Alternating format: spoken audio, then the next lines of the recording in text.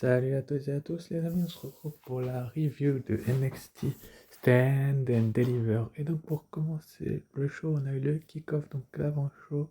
Donc c'est marqué Today sur l'image, mais c'était bien hier soir, c'est ça.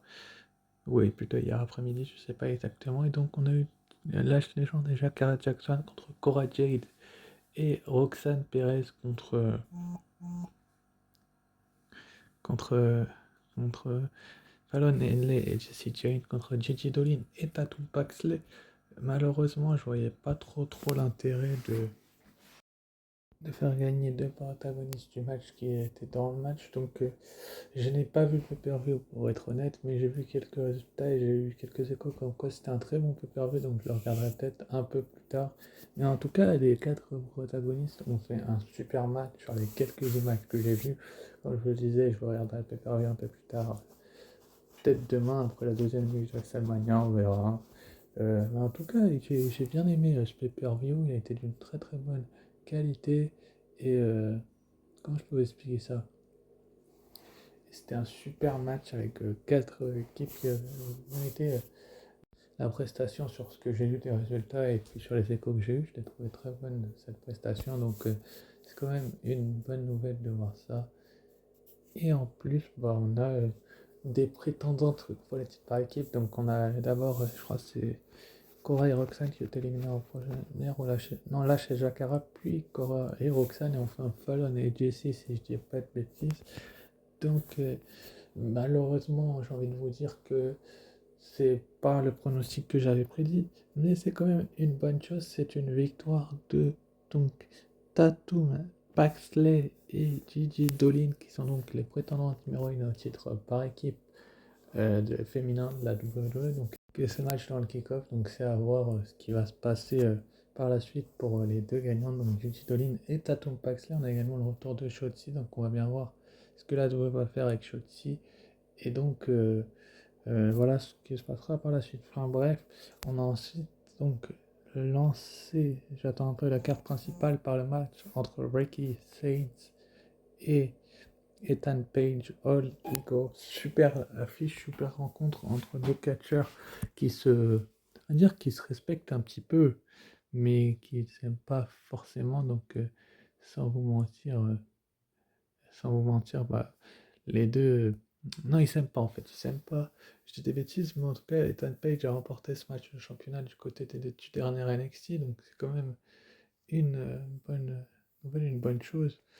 Et il a livré une super prestation avec Ricky Sainz. Ricky Sainz qui était, et là j'ai eu raison, le champion d'Amérique du Nord depuis très peu de temps, donc ça paraissait en fait tout à fait logique qu'il remporte une telle victoire dans un tel pay-per-view que la WWE fasse, il faudrait rêver ou pas. En tout cas, ils ont fait une superbe rencontre, Ricky Sainz et Ethan Page, et finalement, bah, le résultat était peut-être un petit peu trop prévisible, je vais pas vous mentir, j'ai l'impression que des fois Ricky Sainz en fait un peu trop et malheureusement bah ça donne une bonne tournure à la WWE. Enfin, c'est pas qu'il en fait trop, c'est plutôt Ethan Page qui en fait trop, mais c'est une bonne chose de voir une telle rencontre, un tel enjeu. Et franchement, Ricky Sainz pour son début de règne, bah il fait des performances, on va dire, XXL,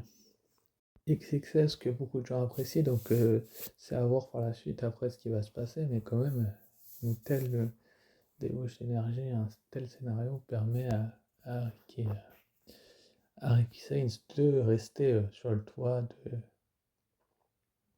de l'Amérique du Nord. Et il n'a pas fait que dominer le match. Il a aussi été mis en difficulté, mais Ethan Page est un très bon catcheur et il aura une chance lors d'un pay-per-view de la TNA. N'hésitez pas à me dire que vous voulez de la WWE, de la TNA. Ça peut être bien aussi.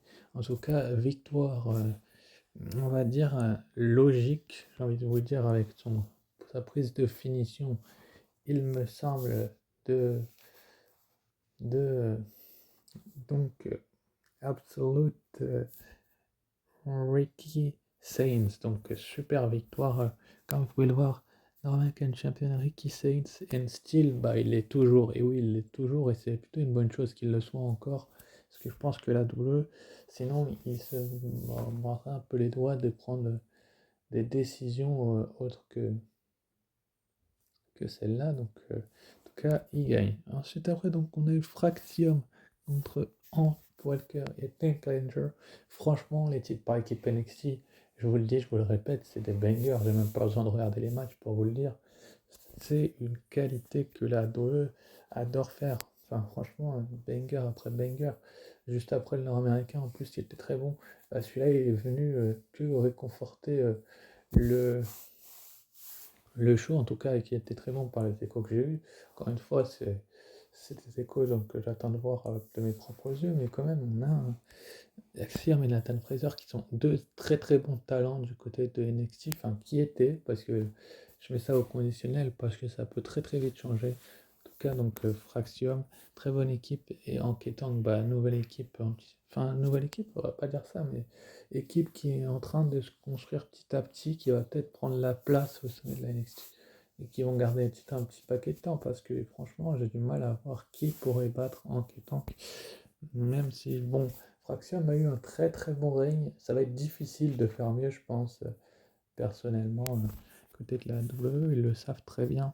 En tout cas, on a eu une superbe opposition, une super rencontre. Et voilà, à l'arrivée, bah, j'ai l'impression que la WWE capitalise pas beaucoup sur le résultat du match. Parce que c'est une victoire qui est pas au rabais. Mais c'est contre l'une des meilleures, enfin la meilleure équipe de cette année de NXT qui a eu un super règne. Fraxium a eu un vrai règne, je vais pas vous mentir les amis. Ils ont eu un vrai règne qui, euh, qui a élevé la division, j'ai envie de vous dire. Et beaucoup d'équipes pourraient les remercier que d'être aussi élevées. Je pense que la WWE, je sais très bien que, que, qu'ils les ont élevés, qui ont élevé leurs adversaires également.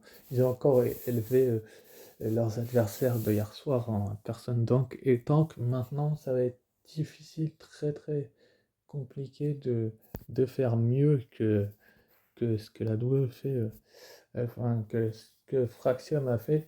J'ai vraiment hâte de voir la suite pour donc, vos nouveaux champions par équipe de NXT, Hank Walker et Tank Ranger, parce que j'ai vraiment hâte de voir la suite, parce que j'ai l'impression que Fraxium a élevé la division et que maintenant on va voir, ils vont prendre le relais si ça peut le faire, tout simplement. C'est un point positif, bien évidemment. Ensuite, après, donc, on a le match pour le titre nord-américain.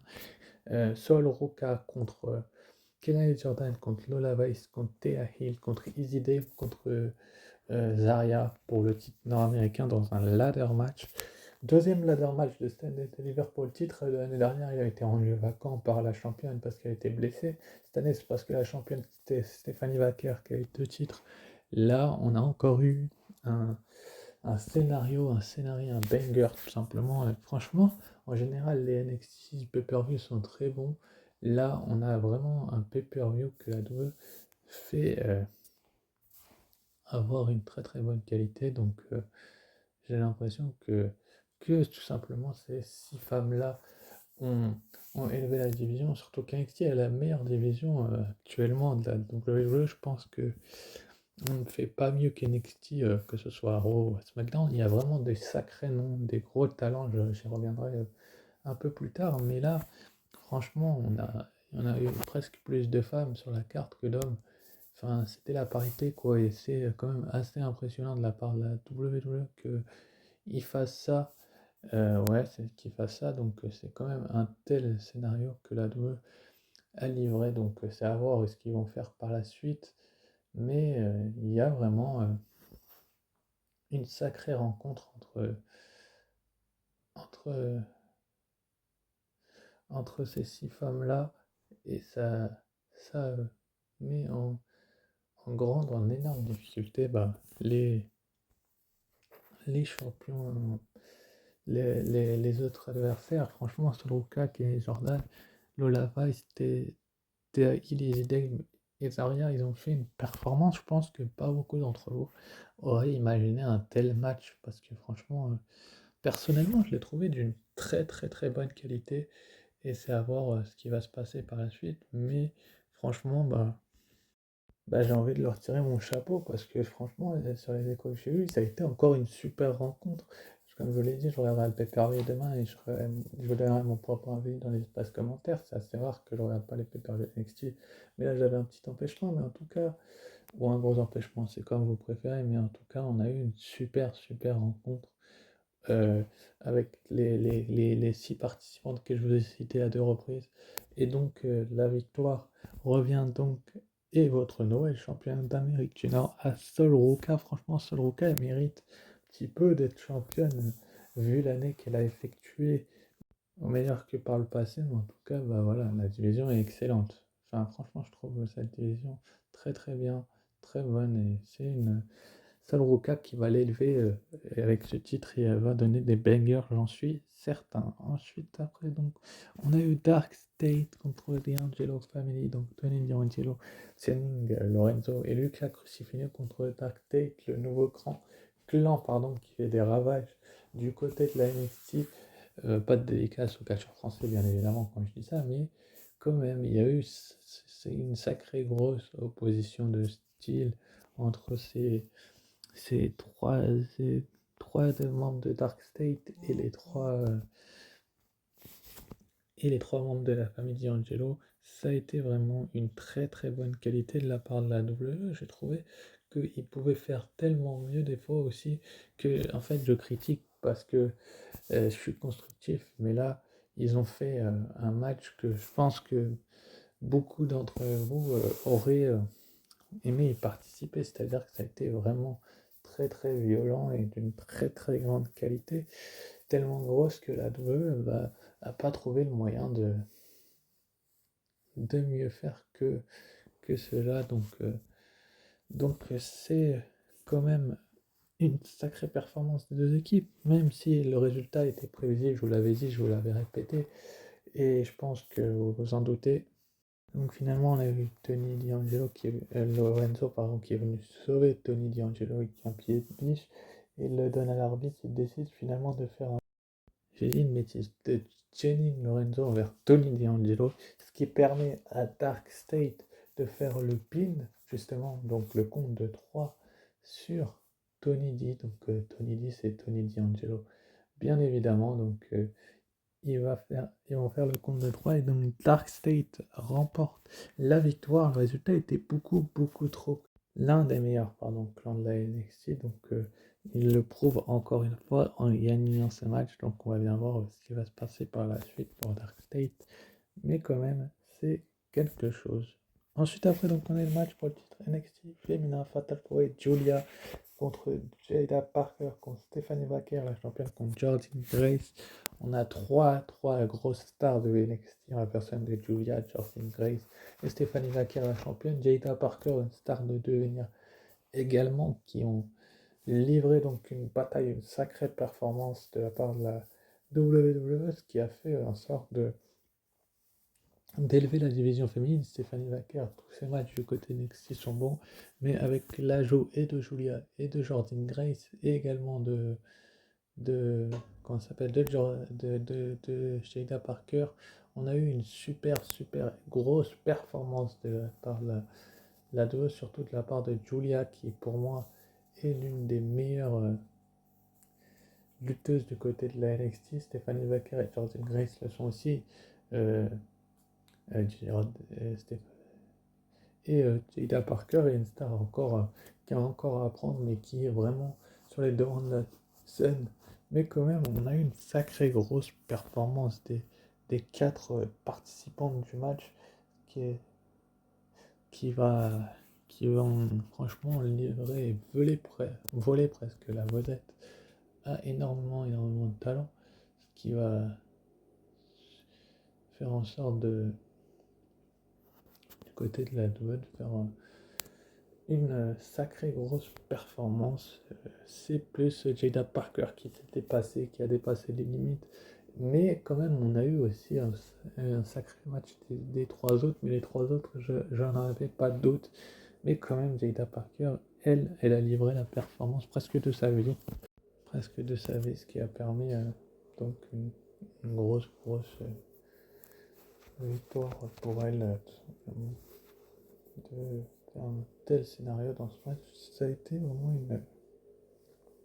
une bonne surprise pour ma part. Donc, je sais pas vous ce que vous en avez pensé, mais quand même, il y a eu une grosse opposition et, euh, et un sacré match entre ces quatre-là. Donc, on va bien voir ce qui va se passer par la suite avec ces protagonistes-là. Mais Stephanie Wacker finalement gagne avec son SVB sur Jada Parker pour le compte de 3 et elle conserve donc pardon, son titre de championne d'NXT. C'est un point positif parce que vraiment, elle élève la division. Donc j'ai hâte de voir la suite. Et enfin, on passe donc au main event politique NXT G1 Event euh, euh, G1 Evans Young God G contre Ova Fermi, le champion, contre Trick Williams. Whoop that Trick, comme vous le savez très bien. Super performance là encore des trois hommes de la NXT. Donc côté masculin, on a aussi une belle brochette de gros noms côté de NXT, mais là on a un champion vraiment dominant qui domine un peu près tous ses défenses de titre, tout comme chez les femmes avec Stephanie Wacker. Bah, il fait des performances que je pense beaucoup d'entre vous euh, mériteraient d'avoir sur les droits chemins. En tout cas, c'est le match peut-être qui a été le meilleur parce que Evans il a fait subir sa loi à Femi Trick Williams également. Et donc, il s'est passé beaucoup de choses. Donc, c'est super vraiment ce qu'il a fait avec. Donc, euh, donc, comment je peux expliquer ça? Donc, ces trois participants-là, finalement, à la fin, donc, on a un twist splash sur Femi de Jivon Evans, fin 2 de Williams qui fait un run.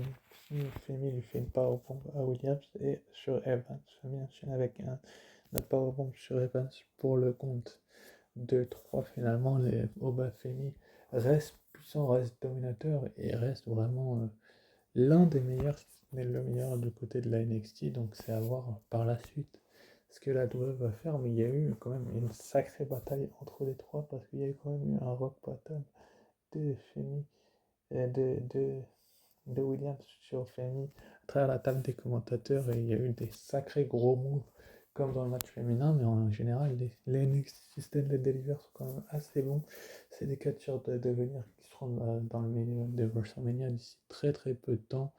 Donc c'est à voir ce que la WWE va faire, mais quand même, il y a un gros scénario de, de la WWE qui fait continuer à régner donc Oba Femi qui reste votre champion NXT, The Roller of NXT, donc le déterminant. Enfin, ma note pour ce Stand and Deliver, un bon 15 sur 20 parce que c'était quand même un excellent pay-per-view. Donc allez, ciao, bye, et à très vite et n'oubliez pas d'être fan de Hatch, sauf sur Ciao, bye.